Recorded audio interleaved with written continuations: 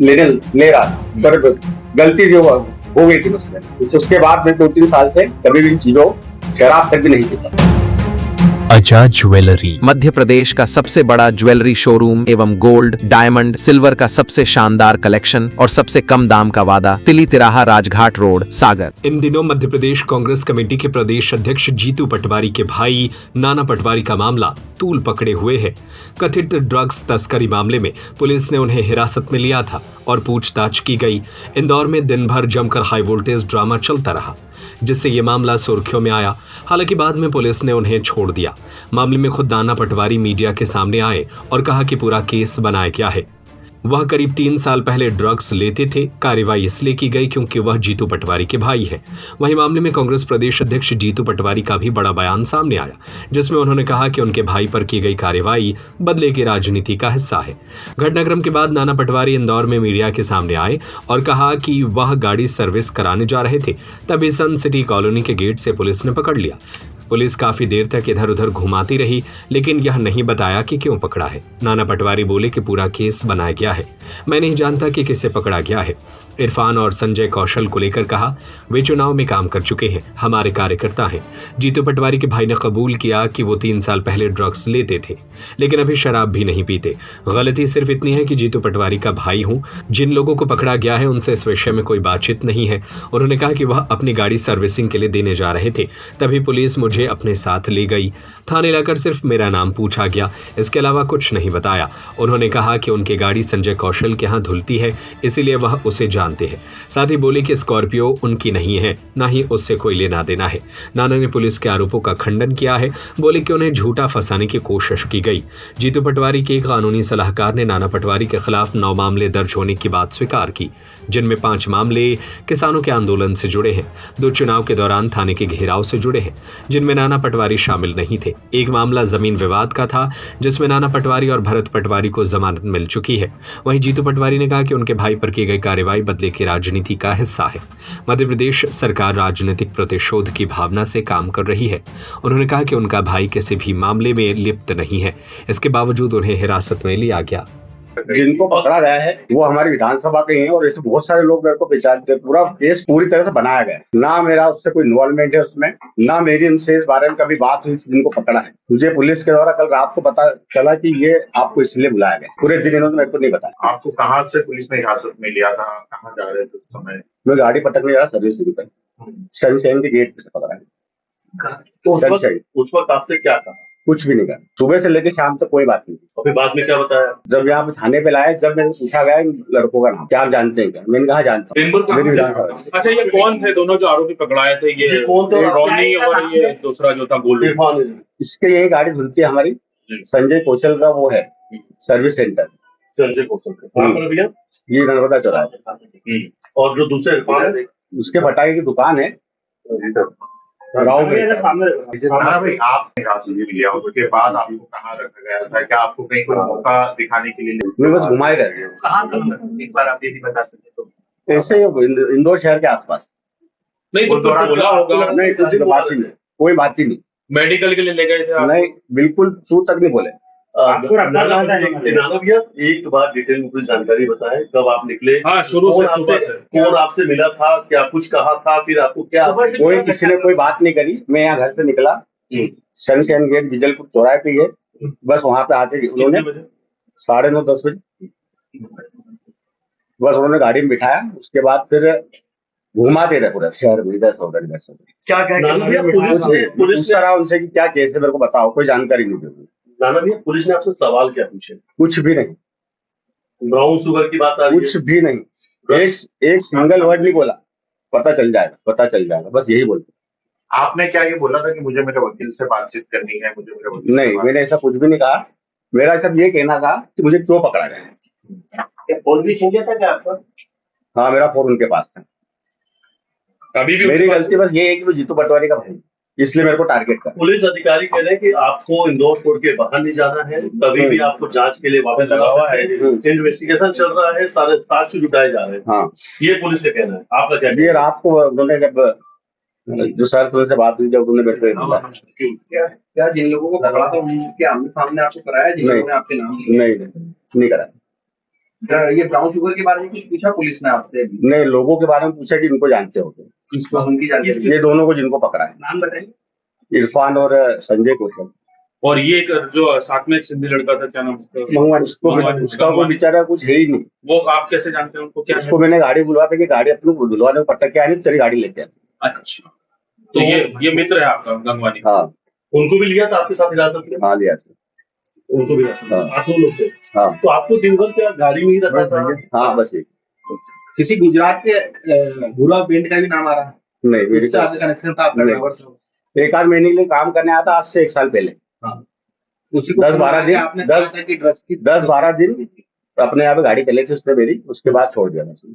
उसके बाद उससे मेरा कोई कांटेक्ट भी नहीं। हाँ, इसमें काली स्कॉर्पियो का भी। हाँ, अपने कार्यकर्ता, चुनाव में काम भी किया हमने। दोनों ने चुनाव में। हाँ। मैंने भाई, काली स्कॉर्पियो का भी पुलिस ने जिक्र हाँ, वो किया था। संजय कौशल की। क्या वो आप चला रहे थे? आप नहीं, उस गाड़ी में था भी नहीं, वो संजय कौशल उसमें की। शराब और कई आपत्तिजनक चीजें मिली हैं। वो उसका लुकआउट है, वो ना मेरे साथ था वो। जब अच्छा, इनको वो भी गाड़ी में आप नहीं थे? नहीं, ना मैं गाड़ी में था, ना इनके उसमें था। अपनी गाड़ी जाती है उनके यहाँ धोने, बस इतना ही उनसे अपना। सर्विस सेंटर है। हाँ, नर्मदा। डीसीपी ने डीसीपी ने ये कहा है कि उनके पास सबूत है कि आप पहले भी। जय हडिया जी ने अपनी पूरी बात कही है। कल का जो केस था, कोई भी लीगल आदमी, कोई सामान्य ईमानदार जर्नलिस्ट, सामान्य भारत का नागरिक बिना पूर्वाग्रह या बिना दुर्भावना या बिना किसी के तरफ ग्रसित हुए देखेगा तो सबको पता चला है कि सरकार का दुरुपयोग कैसे किया जाता है। किसी भी प्रकार का कहीं दूर दूर तक लेना देना कल के केस से मेरे छोटे भाई का नहीं था। ये आज एक दिन की घटना नहीं। 15 तारीख के दिन मुझे एक नोटिस दिया है कि आपको पेश होना है। इस दिन जब मेरी साइकिल यात्रा में साइकिल पे रहूंगा भोपाल, साइकिल। ये पहले दिन रिवेंज नहीं ले रही है सरकार। पहला मेरे भाइयों पर गलत तरीके से एफआईआर की, जिसका आज तक चालान पेश नहीं हुआ। फिर मेरे पिताजी को, मुझे, मेरे परिवार को, हमारे आसपास के लोगों को नोटिस दिया इस बात का कि क्या आपने अवैध कॉलोनी काटी है। मुझे ये घर ये अवैध कॉलोनी में है, ये उनका कहना है। ये 15 साल पहले, 20 साल पहले के बीच में घर बना है। सारे नक्शे, सारे हर तरह की जो कंपाइल्स होती है, हर तरह का टैक्स भरा हुआ है। लोन है इस पे आज भी, बिना लीगल उसके बैंक लोन देती है। इसके सामने जितने घर है सब लोन वाले हैं। मेरे वेयर हाउस की घटना आप सबने देखी है। मैं तो सिर्फ इतना सरकार से और मुख्यमंत्री से निवेदन करना चाहता हूं, मध्य प्रदेश रिवेंज का प्रदेश नहीं है, बदले का प्रदेश नहीं। जिस तरीके से आपका जो कार्य व्यवहार हुआ है, ये मैसेज देता है कि दाल में कुछ काला है। हमारा दायित्व है, हम पूछेंगे कि आपने 7,600 करोड़ रुपए मध्य प्रदेश के हक के गुजरात पे क्यों छोड़े। नर्मदा विस्थापन में मध्य प्रदेश के साथ अन्याय क्यों किया। आपके परिवार पे एक अखबार ने इतने बड़े एलिगेशन आप पे भी लगाया, आपका उसको उत्तर क्यों नहीं देना चाहिए। हमारे पे एलिगेशन लगे, हम आए मीडिया के सामने, हमने बात की। आपकी सरकार है, हमें पता है आप बहुत यातना दोगे, हम सहन करेंगे, लड़ेंगे, नहीं डरेंगे। और कोई मेरी दुर्भावना है सरकार से बिल्कुल नहीं। मेरा काम है विपक्ष का दायित्व निभाने का। मैं मध्य प्रदेश वासियों से आग्रह करना चाहता हूं, मेरा अधिकार नहीं है कि मैं मोदी गारंटी का हिसाब पूछूं सरकार और मुख्यमंत्री से। मेरा दायित्व नहीं है कि भ्रष्टाचार और करप्शन के सवाल पूछूं, जनता पीड़ित है, दुखी है। मेरा दायित्व नहीं है कि नर्मदा सरदार सरोवर में 7,600 करोड़ रुपए का हक मध्य प्रदेश का छोड़ दिया सरकार ने। कल ही मैंने बात की और 1 घंटे बाद ये सब पूरा घटनाक्रम रच दिया गया।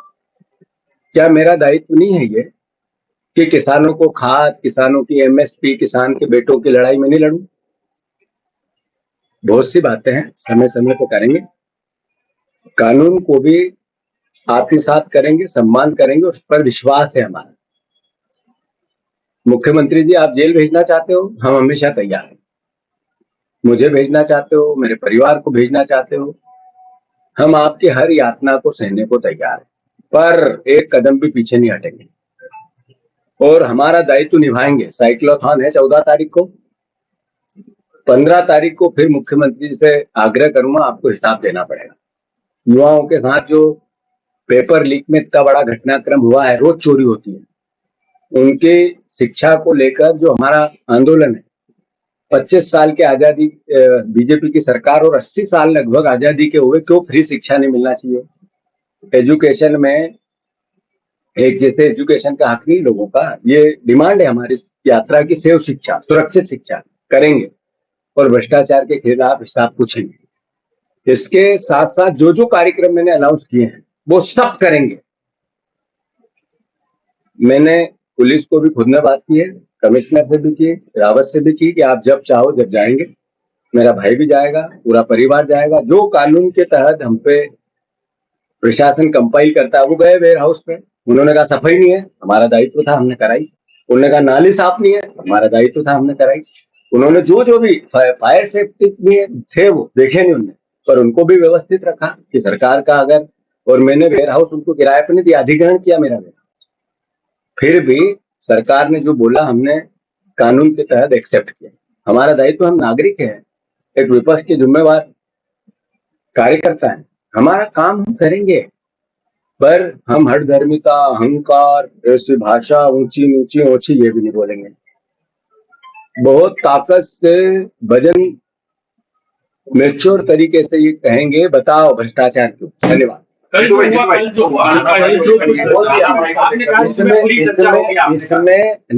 मैंने इसमें फिर से कह दूं, एक मिनट, इसमें वकील ने आपके सामने सारी बात जय हडे जी ने कही है, उन पर केस है। बार बार आप लोग भी मीडिया ट्रायल करते हैं, मेरा आग्रह है आप लोगों से, 5 केस 1 घंटे में 20-20, 15-15, 10-10 लोगों पे लगाए गए किसान आंदोलन के। आज कब था किसान आंदोलन? 2017-16 में था, है ना? ये हमारे परिवार का उस पूरे एपिसोड से कोई लेना देना नहीं। फिर भी मैनिपुलेशन उस समय भी सरकार ने किया। हम इतने दिन से आप लोग छापते हो, हम चुप रहते हैं कि चलो कानून का सम्मान है, हम करेंगे। फिर एक केस अभी सदाशिव यादव का, यादव समाज का केस था, उस पर आज तक पुलिस ने चालान पेश नहीं की, दोनों भाइयों के नाम लिखी। मैं चुप रहा कि मैं नहीं बोला, कानून अपना काम करेगा। अभी 2 केस चुनाव में जो दोनों तरफ से एफआईआर हुई मेरे इस इलेक्शन में, हमने भी की, उनने भी की, ठीक है, पार्ट ऑफ गेम, छोटी छोटी बातें होती रहती राजनीति में। तो आप लोग बताते हो कि केस है, हिस्ट्री सीटर है, ये है वो। अरे ये हिस्ट्री सीटर होता है पॉलिटिकल केस वाला, ये हमारे साथ भी तो अन्याय हो रहा है। हम तो चुप रहते हैं, देखते हैं, समझते हैं कि चलो आज नहीं कल मीडिया समझेगी, लोगों को सच बताएगी। पर आप लोग सब अखबार वालों से मेरा आग्रह है कि 5 केस आपने एक दिन भी लिखा कि किसान आंदोलन के केस पॉलिटिकल केस है। आपने एक दिन भी लिखा कि सदाशिव यादव के केस में जो तेजाजी नगर में गलत एफआईआर हुई थी, आज तक चालान पेश नहीं हुआ, क्यों नहीं लिखा मीडिया ने? सरकार जो बोलती है वो क्यों लिखती है सरकार, मीडिया? मुझे नहीं, हम भी तो इंसान है। आप लोग, हमें मीडिया से अपेक्षा नहीं रहना चाहिए। मैं आपसे पूछना चाहता हूँ, किसी परिवार, राजनीतिक परिवार का होना गुनाह है? उसको उसका जीवन नहीं जीना चाहिए? पुलिस ने ये कहा कि जो ड्रग्स वाले पकड़ाए हैं उसके सबूत है नाना भैया से बात करने के। नाना भैया ने खुद ने स्वीकार किया कि पहले ड्रग्स लेते थे। और आपके भी कई वीडियो चल रहे हैं जिसमें आप कहते हुए नजर आ रहे हो कि ड्रग माफिया पे कार्रवाई होना चाहिए सख्ती से। तो आज पुलिस ने कार्रवाई करी तो उसको अपने परिवार से क्यों जोड़ा? धन्यवाद आपको। अभी जो मैंने सवाल किया वही सवाल है। मैं आज भी कहता हूँ कि अगर नशा है तो फिर दोषी तो बीजेपी है, यही सरकार है। अगर हर तरह का नशा बिक रहा है तो क्या मेरा शासन था? क्यों नहीं रोका? और फिर नशा है, एक मिनट दो, तो फिर कार्रवाई मेरे भाई पे असली होती, झूठी नहीं होती, तो फिर उसको क्यों ले जाते, क्यों छोड़ देते? अब मैं समझना चाहता हूँ। अब आपने कहा हमने अपनी बात कह दी, मैनिपुलेट है पूरा केस, वो उसने बता दिया। अब आप इसका कोई मेरे से ही सवाल करके सुर्खियां बनानी है तो आपका दायित्व है, पर चूंकि पुलिस में केस है तो मुझे जब तक सटा छेप में चुप रहना चाहिए कि नहीं रहना चाहिए? बताओ, चुप रहना तो ये हूँ ना अभी, यही तो बता ना। वैसे कांग्रेस मेरा आग्रह हो गया, हो गया आपका पूरा। नाना भाई जो है उन्होंने भी कहा कि वो पहले कभी इस ड्रग्स में थे लेकिन अब नहीं है। किसको कहा उन्होंने? मीडिया बोलते गए कि मैं ड्रग्स लेता था, उन्होंने कहा कि मैं ये करता नहीं था, अब मैं इन सब चीजों से 3 साल से दूर। बोले वो मेरे पहले की गलती थी, 3 साल से दूर हो चुका हूँ। ये अब इससे साफ गोई कुछ हो सकती है? इससे साफ गोई कुछ हो सकती है? मैं एक बेटा हूँ, मेरा परिवार है पूरे प्रदेश में, पूरे इंदौर जिले में। मैं हर परिवार के साथी से पूछना चाहता हूँ कि आपके घर में अगर नशा है तो आप पीड़ित है या नहीं है? ऐसे हर परिवार है, हर परिवार दुखी है। तो ये मैं बार बार जब कहता था सरकार को कार्रवाई करनी चाहिए, तो एक जनप्रतिनिधि का, एक नागरिक का दायित्व नहीं है? करना चाहिए कि नहीं? करना था। तो ये इसको राजनीतिक अमली जामा पहनाना क्या सच है? मैं इतना ही कहना चाहता हूँ, ये केस एक अलग है और पॉलिटिकल मेरा जो दायित्व है वो अलग है। तो मेरा हाथ जोड़ के निवेदन है कि राजनीतिक रूप से हम अपना काम करेंगे, ताकत से करेंगे, किसी भी मैनिपुलेशन में डरेंगे नहीं, दबेंगे। धन्यवाद। ये बात सही है कि 9 प्रकरण है। 9 प्रकरण में से 5 प्रकरण वो हैं जो राजेंद्र नगर पे शाम को 7 बजे से 10:30 बजे के बीच में किसान आंदोलन में 2017 के बने हुए। उन सब केसों में नाना को जमानत मिल चुकी है। जमानत के इसके अलावा भी 17 आरोपी हैं। क्या कारण है कि नाना अकेले का ही नाम लिया जा रहा है उसमें? दूसरी महत्वपूर्ण चीज ये है कि जो 17 आंदोलन है उसमें नाना का इन्वॉल्वमेंट, जो 2017 के केस है, इसका कोई लेना देना नहीं था। उसमें कोर्ट ने एक दिन जेल में रख के सारे आरोपियों को जमानत दे दी। दूसरे प्रकरण है, 2 और प्रकरण है जिसमें वो बरी हो चुका। तीसरा प्रकरण एक वो है जो तेजाजी नगर में हुआ था जिसमें सदाशिव का इन्वॉल्वमेंट था, जो जिला कांग्रेस अध्यक्ष, उसमें भी कोर्ट ने उस नाना पटवारी, भरत पटवारी को जमानत दी है और आज तक पुलिस उसमें चालान नहीं पेश कर पाई है। 90 दिन से ऊपर हो चुका है। तो इस तरह से जो प्रकरण बताए जा रहे हैं, ये प्रकरण तो अंडर ट्रायल है। हाँ, इसमें दोषी है या नहीं है ये तो कोर्ट डिसाइड करेगा। निश्चित ये मीडिया ट्रायल चल रहा है, निश्चित इसमें नाना का इसका कुछ लेना देना नहीं, केवल ये कांग्रेस के प्रदेश अध्यक्ष का भाई है, इसलिए इसको टारगेट किया जाता है। ठीक है जी, तो हाँ, 5-1 साल पहले गया था, उसकी जानकारी मैं तो नहीं दे सकता। मैं लीगल बात कर सकता हूँ आपसे। ये थाना राजेंद्र नगर में पुलिस को सूचना मिली थी कि कुछ लोग मादक पदार्थ लेके किसी को डिलीवरी करने जा रहे हैं। तो उसी पे अमल करते हुए हम लोगों ने तो इरफान खान और ये संजय कौशल को पकड़ा। उन पे 10.8 ग्राम ब्राउन शुगर उनसे जब्ती की और 8/21 NDPS एक्ट के अंतर्गत अपराध पंजीबद्ध कर विवेचना में लिया गया। उनको अरेस्ट करने के बाद उनसे पूछताछ की गई। उनने बताया कि ये माल वो नाना पटवारी और कुलभूषण पटवारी दूसरा मानव गंगवानी को देने जा रहे थे और उसके आधार पे हम लोगों ने उनको भी हिरासत में लिया गया, पूछताछ की गई। जो भी इनकी बातचीत थी और क्या इनका कनेक्शन था और क्या इनके लिंक्स थे, उनको हम लोगों ने एविडेंस कलेक्ट किया गया। अभी उस पर और अग्रिम विवेचना जारी है।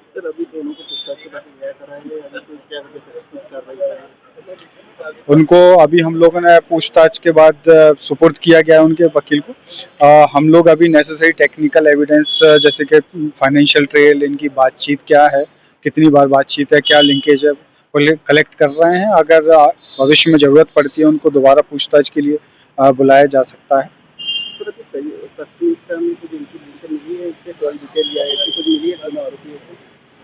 कॉल डिटेल वगैरह अभी निकाली जा रही है। ये विवेचना में जो भी फैक्ट्स आएंगे आपको अवगत कराया जाएगा। आजाद ज्वेलरी मध्य प्रदेश का सबसे बड़ा ज्वेलरी शोरूम एवं गोल्ड, डायमंड, सिल्वर का सबसे शानदार कलेक्शन और सबसे कम दाम का वादा, तिली तिराहा, राजघाट रोड, सागर।